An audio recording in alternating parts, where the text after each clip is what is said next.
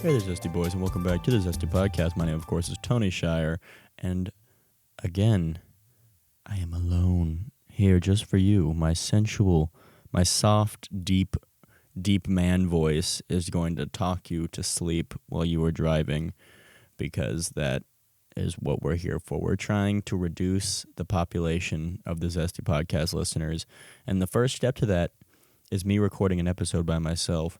Welcome to Tony's Unchecked Radical Ideologies. It's the new segment that became a segment because I'm alone. And now anything I say is fact, and there's no one here to refute me. And I am the new Alex Jones. If you're not familiar with Alex Jones, he is kind of a radical ideology man. And you're looking at Alex Jones 2.0. I've brought props today, just in case we start hitting dead air. Well, I guess this prop I didn't really bring as much as just left it here because I forgot to clean the podcast area. But it is the bowl of spicy peppers, which if you watch the last episode, you will see that Joey, me, and young Gleb all consumed some, and they were big babies about it the entire time. So if you guys are watching, Joey and Gleb, if you're watching this, go to bed. Okay, and I also brought this bottle.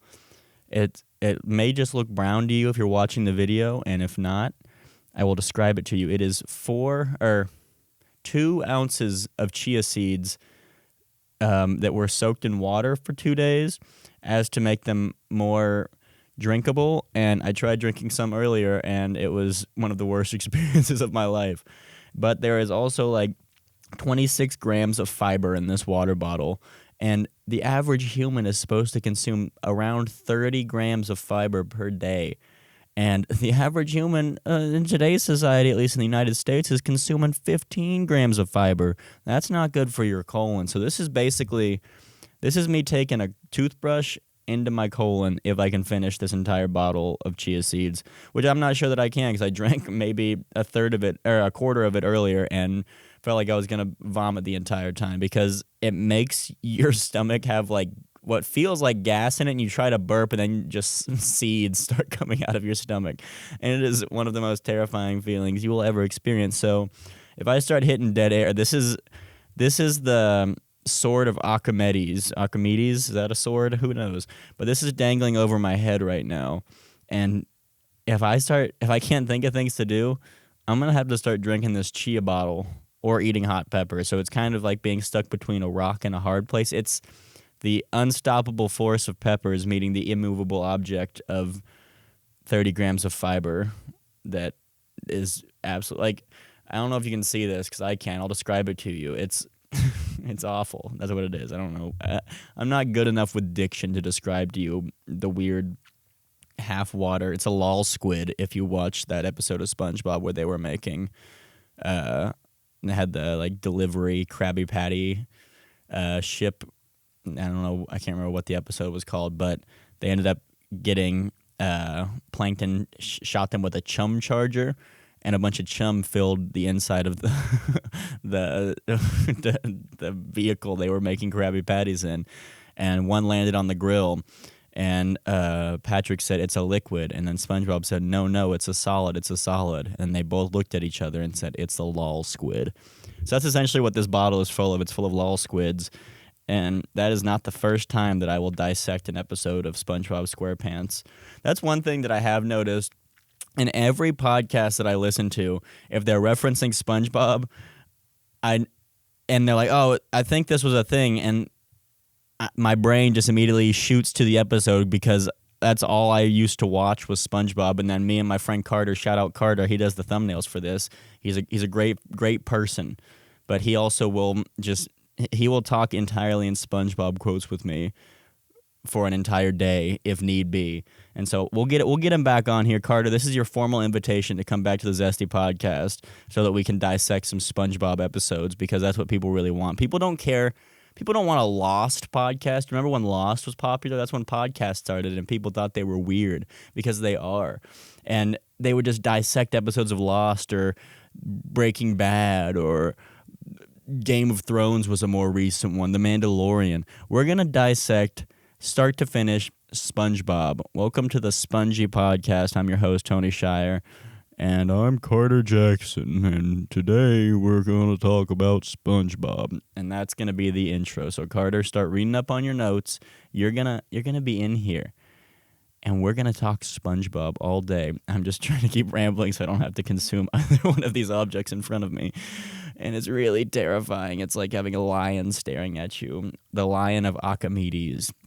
Like Icarus, I have flown too close to the sun, and now here I am, alone in my studio that's definitely not my parents' basement where I live, and just have things in front of me that I don't want to put in my body, but probably will end up putting in my body.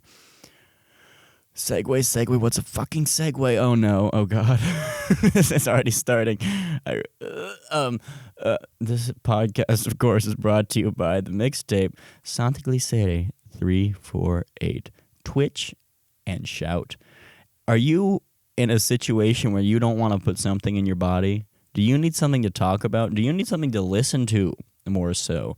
Well, have Daddy got the cure for you? The cure for you is the mixtape Santa Glicere 348 Twitch and Shout with fantastic artists. I'll just start listing some off. We got Duran Duran. We got Depeche Mode. We got Sarah Vaughan. We got Sergey Gainsbourg, Cosma, Kirka. We got all sorts of things. Music you haven't heard, music you've probably heard, music that you haven't heard in a while. We got all sorts of songs over here on the Santa Glicere mixtape series, formerly called Soundonomy. Go through, listen to all of them, and you know where you can listen to them? Do you really? You want to know? You want to see something cool? Opens trench coat. Mixcloud.com. Or look, there's also Spotify in there. We got all these mixtapes are now playlists on Spotify that you can go listen to. You can put little things in your ears that will shake airwaves, and you'll register it in your brain as sound. And that sound will be the mixtape Santa Glicere 348 Twitch and Shout. We thank you for your constant support. Isn't it crazy how powerful human ears are? Because if it's a completely silent room, where you know how they say you can hear a pin drop. Well, if you're in a completely silent room and you hear a pin drop from across the room, that little pin moved the air so slightly, but your earbuds, your eardrums are so sensitive that they picked it up from all the way over there. Just that little tiny piece of air. And they'll, oh, look, I just heard something. I felt that. Oh, I'm going to send this little information to your brain. Oh, Mr. Brain? Yes, sir, Mr. Eardrum. Oh, I just picked up this little thing, just rubbed me all weird. Well, what was it? It sounded like someone dropped a pin all the way over there on the other side of the room. Oh, well, let me take this information and I will put it into myself because I am Brian the Brain. And I'll let this skeleton and meat shield know that pin dropped over there, just so we don't step on it, so Mr. and Mrs. Foot that live down south don't step on that pin. Oh, well, that's a good idea. I'll keep going.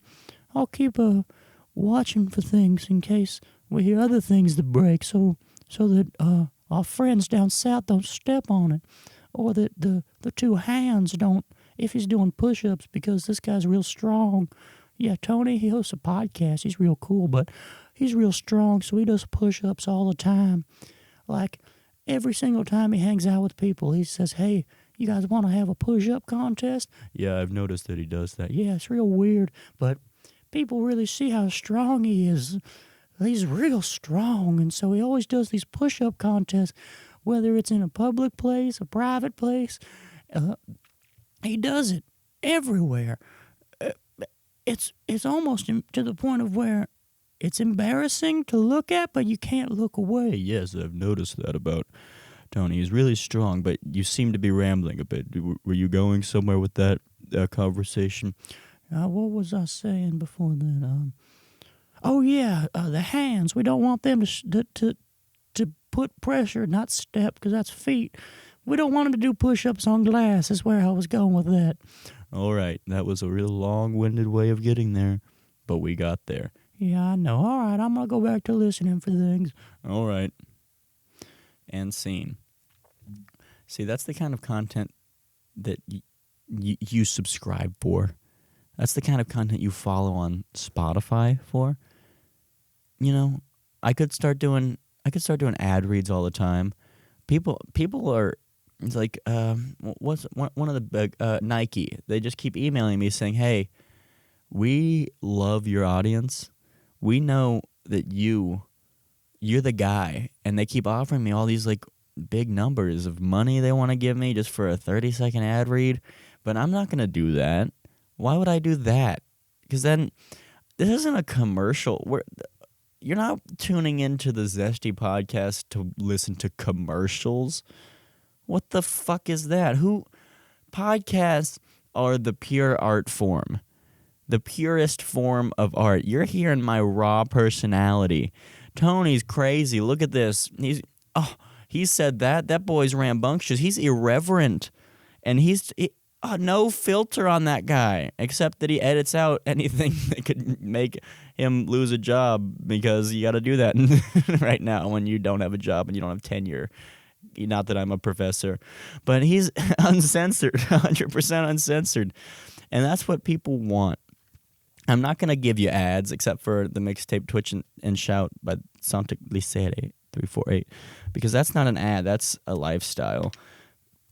And I don't care about the money. Like the podcast, the system I use to make podcasts, I'm just going to essentially give an advertisement by talking about them. Anchor.fm. It's a free it's a free service where you can put your podcast out. If you want to make a podcast, go to Anchor.fm. But no matter how many views you get, you can make an advertisement with them, because it's just free advertising for them, essentially. Well, not free. Well, it's free until you get 1,000 views, because once you get 1,000 views, then you start getting money. But I could do ads with them whenever I wanted, but I don't, because I love you guys. I don't want you to make podcasts, because then you stop listening to mine. Listen to this one. This one's better. Don't listen to the other ones. And think about, if you guys keep listening to this, we'll get guests. We will have people on this podcast, so I don't just have to talk to you by myself. You know how hard it is living inside my brain? You guys get to see it once for about an hour every week. I have to live in this nightmare.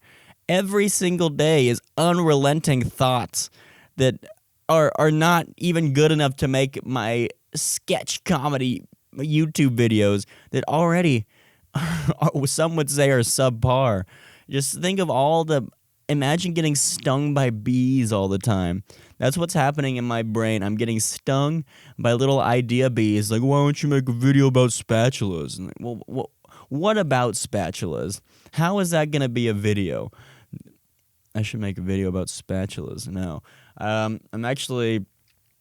This is one of the earliest I've recorded, well, unless we've banked a podcast, which we have done in the past, but this is a Monday that I'm recording this. Just hopefully I don't say anything that'll be topical by Friday. Something bad could happen, and let's make a prediction right now. Prediction mode. And on Thursday, Eastern Standard Time, at 12:30 p.m., noon 30, there is going to be a new tragedy announced, because swine flu is back. There have been talks about swine flu in China. There have been talks. But it's coming to the U.S. Thursday at noon 30. You heard it here first. So yesterday, if you're listening to this one that came out yesterday, almost 22 hours ago, if you have the bell icon pushed, smash that MF like button, hit the bell, and subscribe to the ZestyBoyz YouTube channel. Oh God, there's swine flu's back, and you heard it here first. I'm sorry, I'm not saying that it should happen. I'm just saying it did, and it's my fault. I take full responsibility. But I'm sorry. But this is a Monday, and I'm recording this early because I want to make a video. I have it written down. I have a lot of ideas written down for this video, and it's like I need to get the juices flowing. I can't go into it stale, so instead I'm going into the podcast stale. So you guys get to see. This is the warm up. I'm doing a doing a few laps in the pool before chasing down this Olympic gold, because the video I'm making is not one that would be for the channel per se. It's more just an application for a job, and I gotta pull out the stop. Not all the stops, just one of them. Can't give them everything. Give them an inch, they'll take a mile. So I'm gonna give them half an inch. So I'm gonna pull out the stop, hopefully. But you know what they say?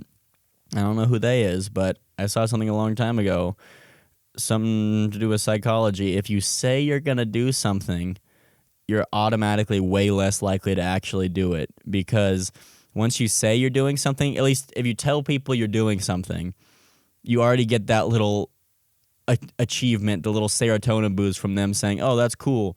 Like my big one was after I graduated, I made this entire plan. I spent like hours building this like plan for getting like skydiving license, wingsuit license, like all this stuff. And then I just told a bunch of people, and then everyone's like, oh, that's so cool. It's like, all right. And so I felt cool for doing it, even though I hadn't even started, and I just never ended up doing it. I would still like to. So hopefully that's not what this podcast has turned this video idea into, you know? But then again, I'm the only person who has heard this until Friday. So I guess if I make it before Friday, psychology's wrong. What, I'm going to believe some guy who says my brain works a certain way? No way. Oh, what does he know? He's just a guy with a brain, and oh, the brain named itself. How come he gets to tell me, oh, did he go into the brain? Does he know that psychology works? No. He's a quack. He's a quack. And what? My brain broken? No, my brain fine. I don't know what I'm gonna do. I just remembered that if I don't say something creative for more than 10 seconds, that means I have to eat something or do something that I will wholeheartedly regret doing. And I really don't want to do that. I'm panicking. These walls are moving in. I could edit it to make it look like the wall. No, I'm not going to do that because that would involve effort. This is a low-effort channel. If you don't know that already, if you're one of the 3 people who are listening this far, I can see how many people listen in here. I know who I'm just saying, I don't know who you are, but I know those nerds at the beginning who clicked on this video, they're not here anymore. It's just us cool guys. So, all right, we'll start talking about I just had to make sure you guys were cool, you know? So now that the nerds are gone, let's talk cool stuff. Fuck. Oh, no. No. Shit, I'm gonna eat a pepper. God damn it.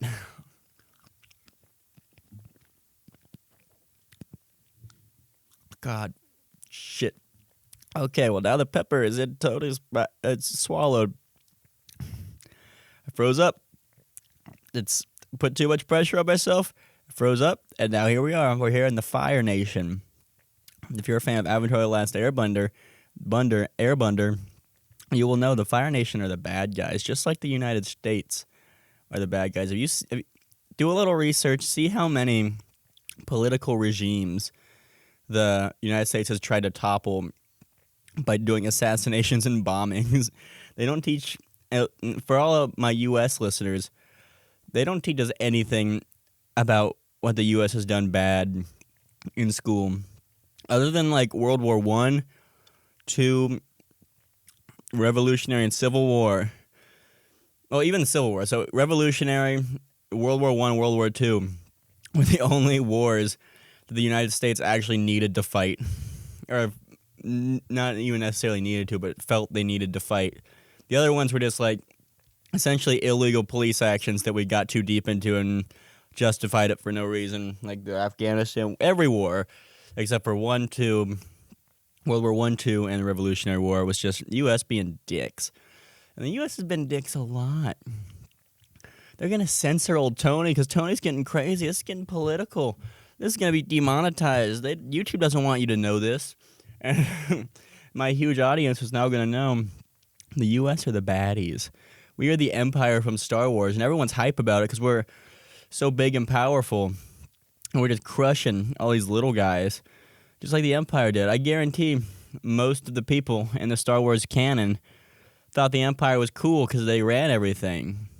Like, we have so much patriotism without knowing anything about the evil shit that we do to all sorts of people all over the globe. Sorry to get serious on you. I started panicking. You said Fire Nation. That's what my brain goes to now that I've eaten that spicy-ass pepper. But you see, I chose to eat spicy pepper over choosing to drink gross solid water. That's how bad solid water is. And I thought for a second the only liquid that I had in here was the gross solid water, but I do have my water cup down there that I might take some slurps from in the near future because this is quite spicy. But I think I'm handling myself pretty well. One thing I've noticed when eating spicy peppers, you kind of adapt to the spiciness of them. Like, it doesn't feel amazing right now, but if I were to drink that water, I would be taken back down to a not spicy state of being.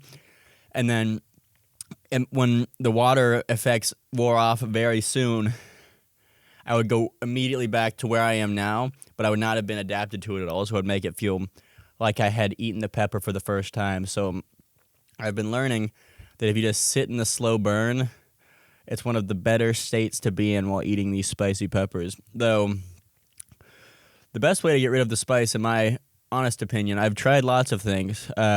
If you have to go with a soda, go with Dr. Pepper, because I believe there's prune juice in it, and prune juice is good for getting rid of spiciness, getting rid of the oils. Milk is good for covering it up, but it makes your stomach feel awful because you end up drinking like 9 glasses of milk because it's just like, it feels great while the milk's in there, but when the milk's gone, it's gross, and holding milk in your mouth is disgusting. My preferred way of dealing with spicy stuff is holding ice cubes in my mouth. Like, get a little rag or a paper towel, have some ice cubes in it, and just kind of suck on them because you don't have to keep drinking things like with water and milk, and so your stomach doesn't fill up, and it cools you down just because it's ice and it's water and it feels nice. But you can't move up the spice scale if you don't just sit in the spice. So that's what I'm doing now. I'm trying to move up this spice scale so eventually these peppers will hopefully be second nature to me, and I can move up to things like Carolina Reapers and eat real spicy foods and not even twinge at it. But right now, this is a solid, slow burn for old Tony. Tony's getting slow burn. Nice. I am the prime rib of podcasts. I'm a nice slow cook. Inside staying medium rare. Outside's getting a nice crust on it. They're going to dip it in some au jus. I'd say prime rib is my favorite food by far. A nice American cut. English cut would still taste good, but English cut is like the real, that's like roast beef. That's like real thin. The American cut of rare to medium rare prime rib, you can't beat it in my opinion. I would rather have that than any steak, even though I guess that some people consider that a steak. It probably is considered a steak. But that's my favorite food. That's the main reason that I can't go full. There's a lot of reasons I can't go full vegetarian / fruitarian / non-meat. Because I really don't like beans. And beans are like the number one protein if you're not going to eat meat because it's just plant protein essentially. But yeah, I've never found a bean that I like, regardless of whether it's like proteiny beans, like pintos, I think. Black beans probably have protein, but even like green beans and stuff, I don't know why, but Tony's not a bean boy. You won't catch me at Bean Con. You'll catch me at Steak Con, and, you know, maybe it would be better for you to eat, better for me. I don't know what's good for you, but it's probably would be better for me if I ate a lot more vegetables and ate beans instead of eating just like cheap processed proteins like McDonald's. But I know like processed meats and like bacon and cold cuts are like the number one probably worst meats for you, and then it goes to red meat, then like chicken and fish, because chicken and fish aren't the worst for you. I'm pretty sure aren't like I don't think they're that bad for you, but red meat is pretty bad for you allegedly. But red meat's tasty. If they can make, I've never tried the Impossible Whopper or Impossible Meat in general, but that's that plant-based Whopper made out of like the plant-based ground beef that's supposed to be pretty good. I watched a video on how they make it. They put hemoglobin from plants in it to make it bleed like how regular meat bleeds.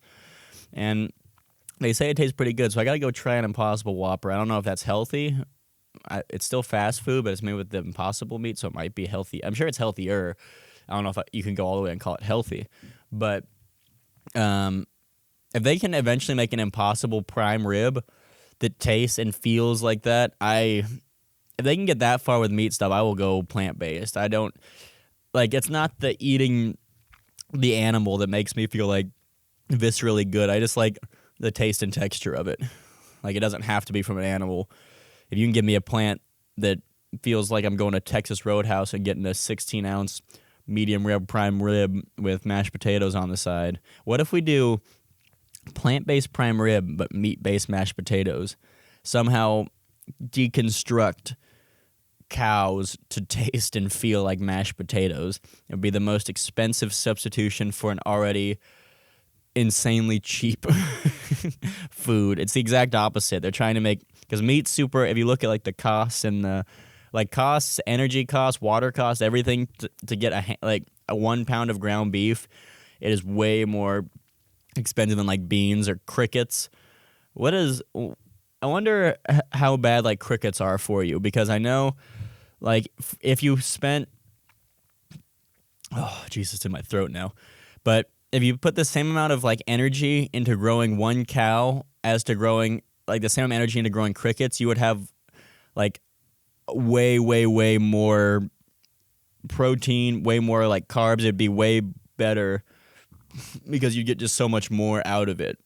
Because crickets are one of the highest like protein per weight creatures, I think, that humans eat. They don't eat them in the United States, but other places they eat crickets. I wouldn't be opposed to eating crickets if they tasted good, and like I just have to get used to them.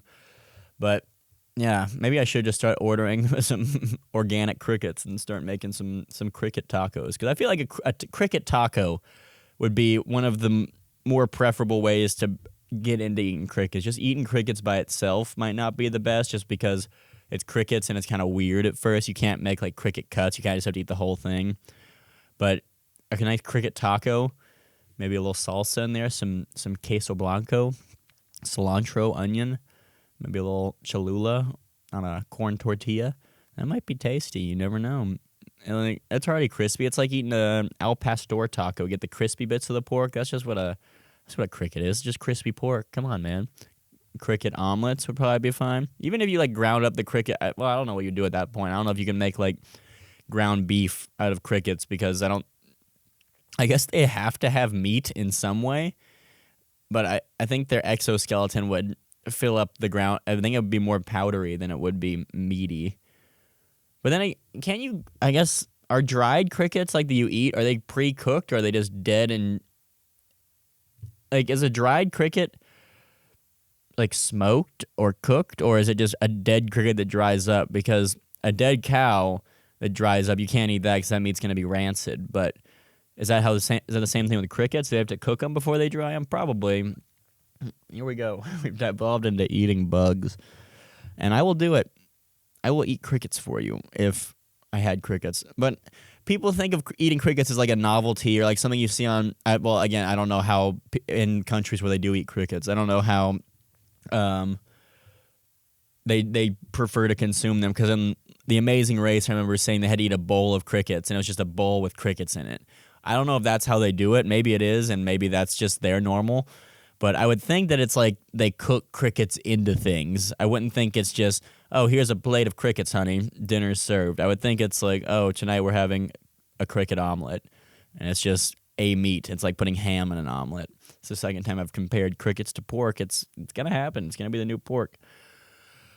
But yeah, I've been listening to old Dr. Robert Morse, ND. He's a big fruit guy, and I don't know, like, I'm just trying to get healthier, you know? There's nothing, like, people will eat fruits and say that you don't need to get other kind of medical stuff if you just, like, eat natural and stuff. And I don't know if I'm going to go that far. Like, I will still go to the doctor and take medicine, but eating more fruits and vegetables, it's not like it's going to hurt you. And if that's how it works out, if you eat, like, a ton of grapes and eat a ton of carrots, and that would have cured your disease and it will prevent your disease, then hell yeah, like, eat the healthy stuff. Like, you don't have to to listen to the people who are saying like, oh, if you only eat fruits, you'll be healthy forever.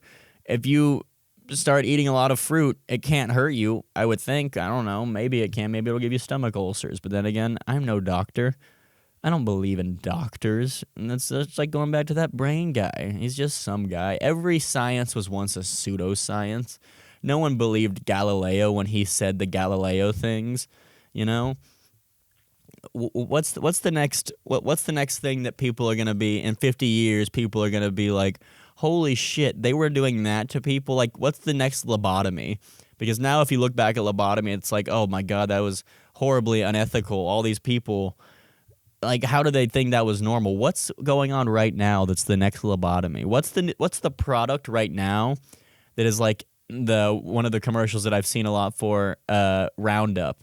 What's the next class? What's the asbestos of 2020? What's the class action lawsuit that's going to be on Nickelodeon at 10 in the morning in 50 years? Let's take our bets now, because it's not going to be cigarettes, because people already know those are horrible for you. I don't think it's going to be vapes, because that doesn't really count. I'm just saying like regular household products. What if it's hand sanitizer and we're safer from the coronavirus with hand sanitizer, but everybody just has just awful skin cancer from just rubbing these chemicals into your body? What if Purell is going to be the class action lawsuit in 2050?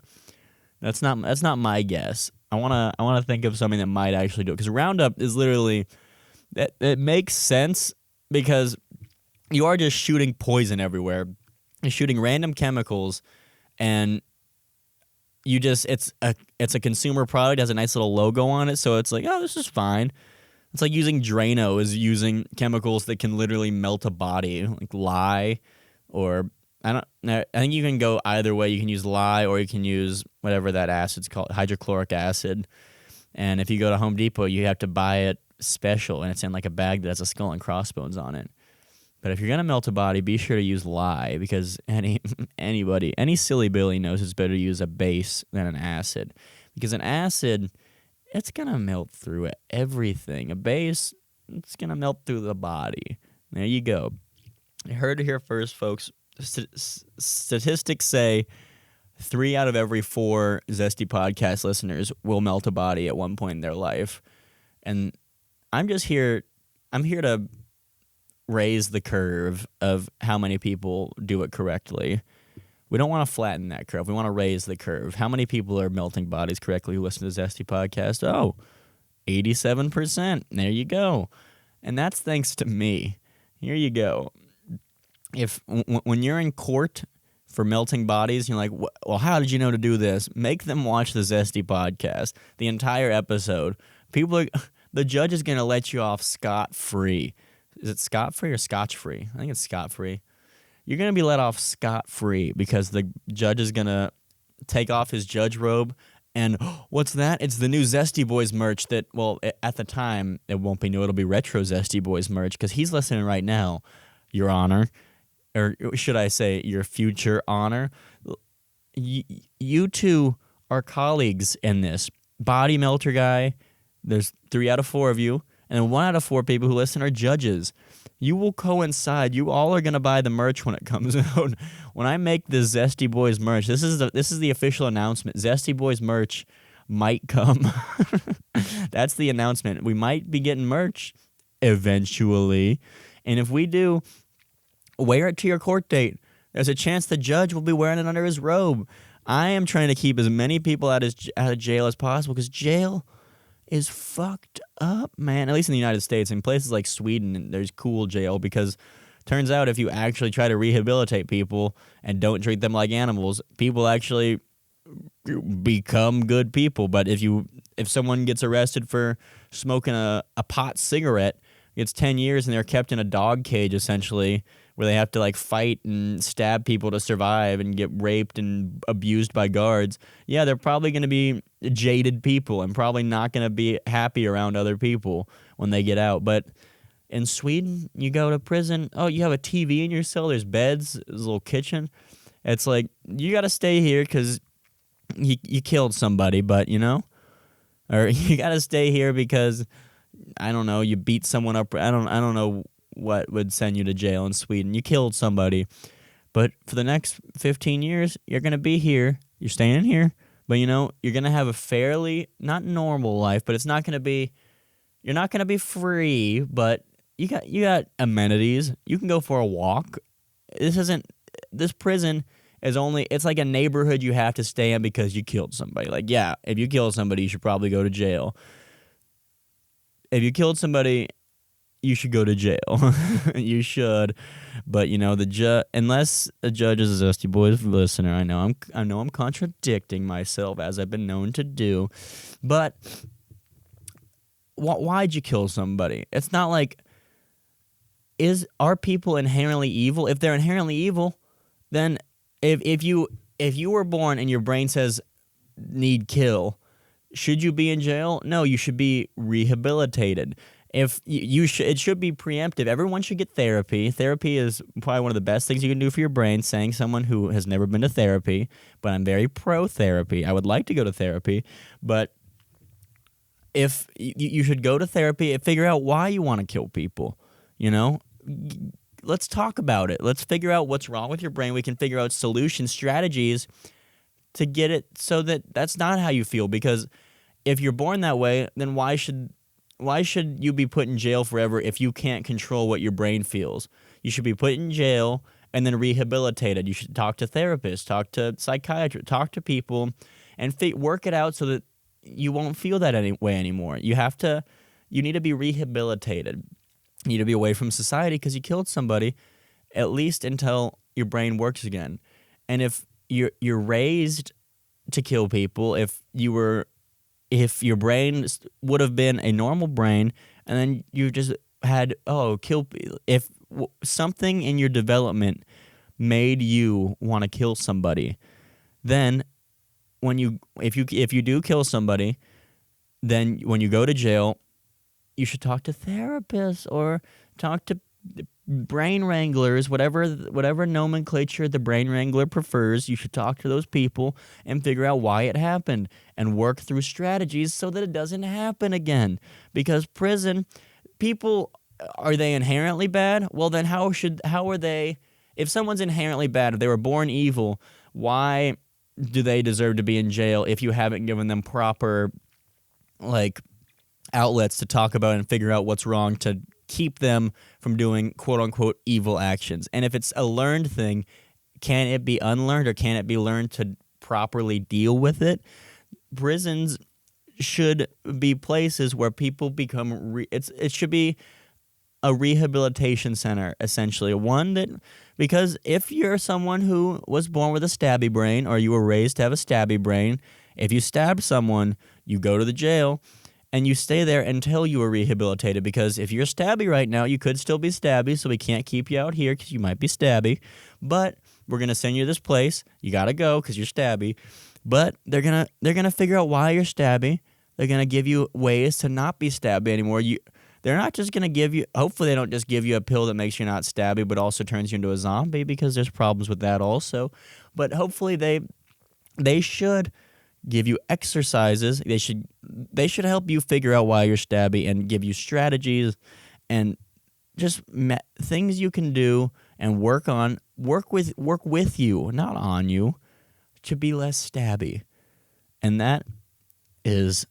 that's how the prison system should work. But, in the United States, the prison system is a business, and there's things in the papers. It's like, prison in Louisiana, the warden says he's going to close the prison unless they fill it up.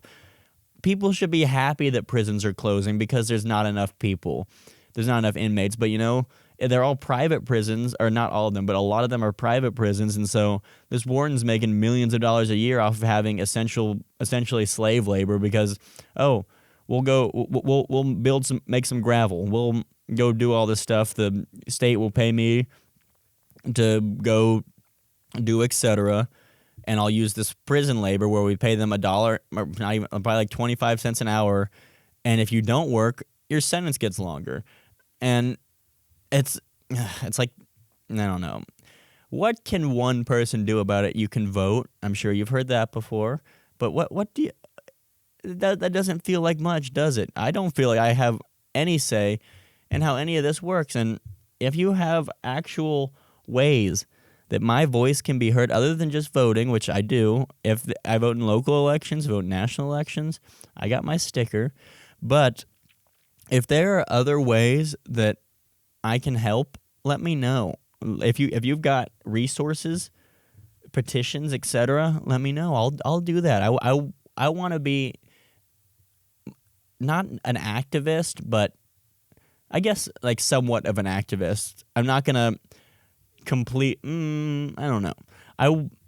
I want to help in any way I can, but here's my but, because I have to look out for myself in a way also, because I can't go to protests every day because I have to work. I have to figure out how I'm going to feed myself before I figure out how to reform the prison system. And I know that's how a lot of people think, but a lot of people are only focused on feeding themselves, which is very easy to do.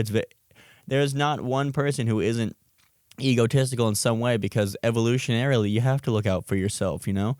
That's one of my favorite things to discuss. Not necessarily saying that I'm right by it, but I like to think about why people act a certain way, or why we have tendencies evolutionarily. Like, why evolutionarily would this happen? Oh, because before society really exists and it was just like groups of people, you had to do blank to survive. That's why we have these inherent things in our DNA that make us feel certain ways. And the way we are living now is not, okay, getting into my hunter-gatherer rambles, but we're not supposed to live like this. We're not. No! We are supposed to be running around and dying when we're 20. The human knees, that's a great example. Knees, everyone who is like older than 40 has just awful knees, because these joints weren't made to last until 100. You were supposed to die when your knees were fine at 25 of just some weird disease or being mauled or something. The human knee, it starts to hurt, and you get knee damage from using it too much, from running too much. There's one. You'll get knee damage from not using it enough. You'll get random knee damage from sitting in an office. Like, these shitty little things in between our calf and our quads was not supposed to last until you were 80. We were not supposed to last until we were 80. And all this, the human brain is not designed to be Twitter famous. It's not designed to be a YouTuber, because the stresses and stuff I feel just from being a small creator whose livelihood doesn't depend on it and doesn't really have a huge following, my brain was not evolved to deal with this kind of things. I should be like, Tony hungry, Tony need food. Not, oh shit, I haven't gotten subscribers in a long time. Or, oh no, these beer reviews I posted, it made me lose 40 subscribers, which I knew was going to happen by posting 3 videos in one day. But I couldn't just start by posting episode 3, so fuck them. They don't want to be here, they don't want to be here, you know? I can't make people be here, but these stresses are not things that humans should be feeling. Imagine giving a squirrel an Instagram. The squirrels are fucking happy right now. They're running around eating nuts and shit. I want to climb on power lines. I want to eat nuts. But no, I have a phone, and I have to check Reddit every 2 minutes so that I can see if someone might have secretly posted my video so that I can become YouTube famous. Squirrels don't feel like that. Squirrels don't care what you think of them. Squirrels eat nuts. Why can't I just eat nuts? Why does my brain make me go, ooh, time to you better make a video, otherwise you're gonna hate yourself? Because even if your video doesn't do well, this is a step towards your goal of being famous and making YouTube your livelihood. But squirrels just eat nuts. Squirrels are just eating nuts. Squirrels eat nuts.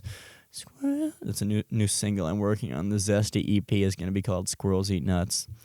And it's a really deep, I mean, that's how poetry and books and music is written right there. Squirrels eat nuts.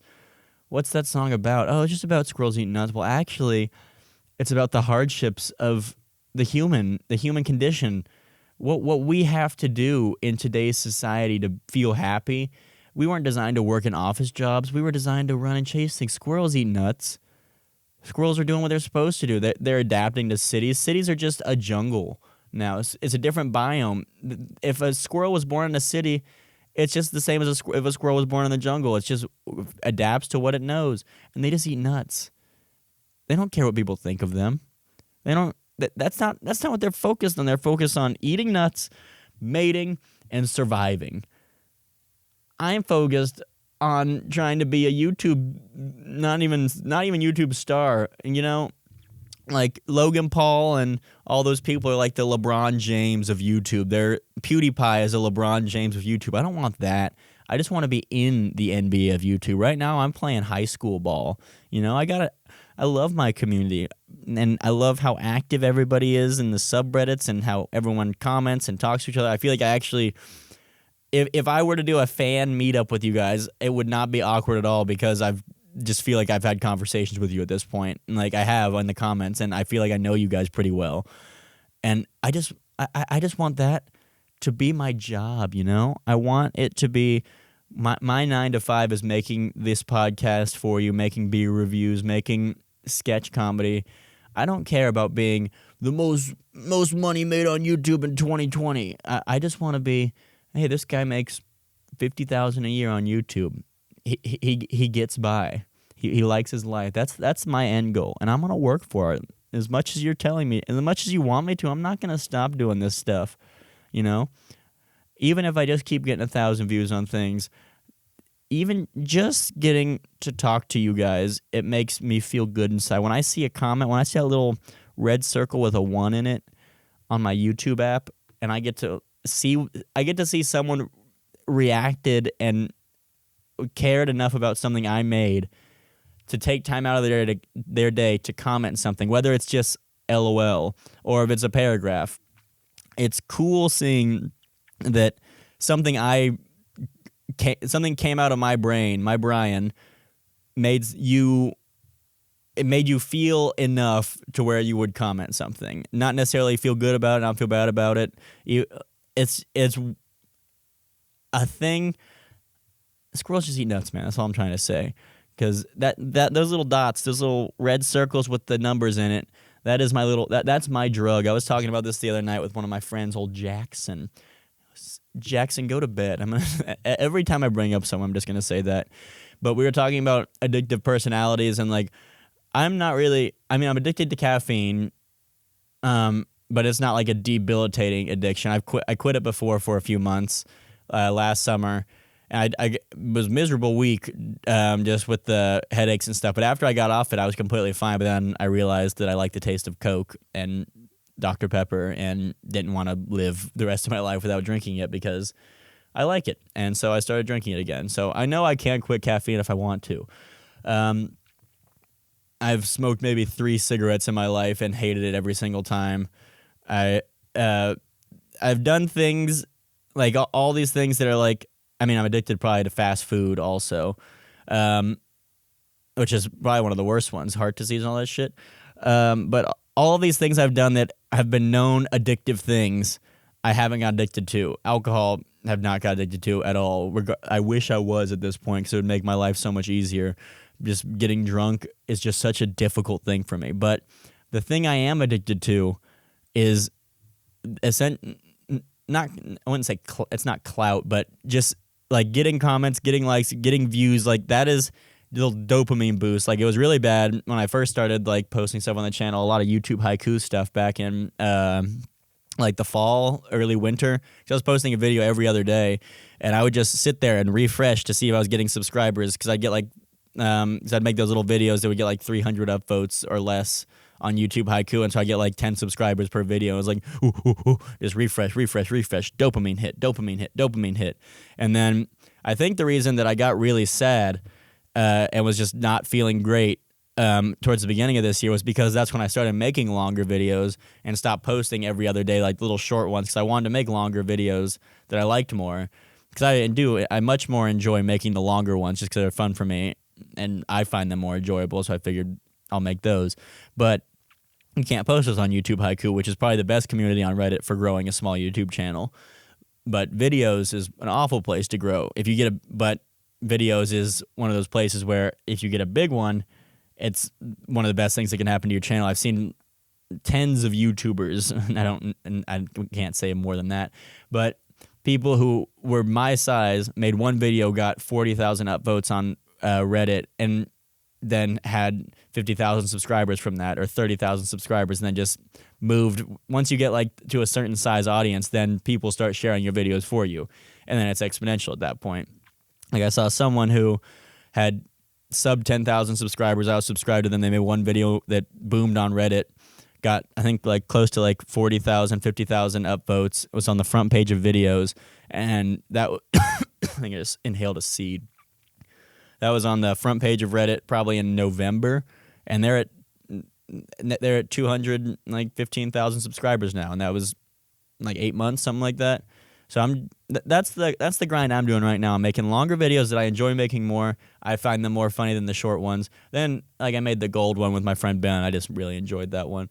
Just the LOL, that was random type humor, but that was very fun. But I just like making things that I think are fun now. But if you post a video on r/videos and get real big from that, that's an excellent stepping stone. But it's a horrible community to start doing it because everyone's just so mean all the time, and people will downvote things without viewing it because they can. But I digress.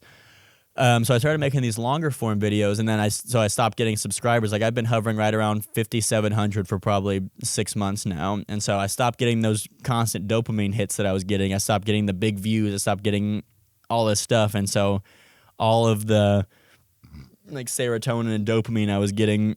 This is my speculation. I haven't been to a doctor about this or anything, or had a scientist tell me this, but I stopped getting all those things that were like my drug, and I think that's one of the reasons that I felt real sad and was kind of depressed. I'm not going to say depressed because I haven't been diagnosed with depression, and our like everyone is real bad about saying like, oh, I have such bad OCD, I have to stack my papers a certain way. It's like, you don't have OCD, you just like things that are neat. Everybody does. Having OCD is a debilitating thing. Like having depression is debilitating. I wouldn't say I was debilitated, but I was really sad. And I think that was one of the main reasons. Like, I don't know if it was just because I was going through withdrawals of not having those little like boosts of like bigger videos and like 20,000 or more views and stuff and subscribers from it, or if it was just because I was not getting as many subscribers and I wasn't growing because I was making longer videos that were harder to share and harder to get people to see. But, you know, we're feeling better now, and I realized that worst case scenario, this is just my creative outlet. At least for the past few months, at different gigs, I've been editing videos professionally, and so that's the moneymaker. Hopefully, I can find something really stable like that. So far, it's been kind of off and on, but that's just kind of the grind to get there. But even though I'm editing and doing all this corporate stuff that isn't necessarily what I live for, my creative outlet is YouTube. How some people are filmmakers and go to film school so they can do all this stuff, and my art is my film. As dumb as it sounds, my art is my YouTube stuff. That's what makes me feel good. That's how I get things out into the world. And so, worst case scenario, that's just me. Worst case scenario, I'm just someone's friend who paints, and my paintings or I'm a guy who plays at a bar, plays music at a bar. That's what my YouTube videos are. It's just kind of stuff that makes me feel good to make. And it's taken me a while to get to that point because it started off, I was like, gonna be YouTube famous. Then it was like, okay, gotta keep doing this stuff. Then it became sadness. Now it's, yeah. So here we are. If you've made it this far, now you know everything about the old tone bone. And with that, we thank you so much for tuning into this episode of the Zesty Podcast. You can listen on Spotify, iTunes, or other places, probably YouTube. Make sure to hit that subscribe button. But if you've made it this far, you probably are already subscribed. And for that, I thank you so much. And I will see you on the next one.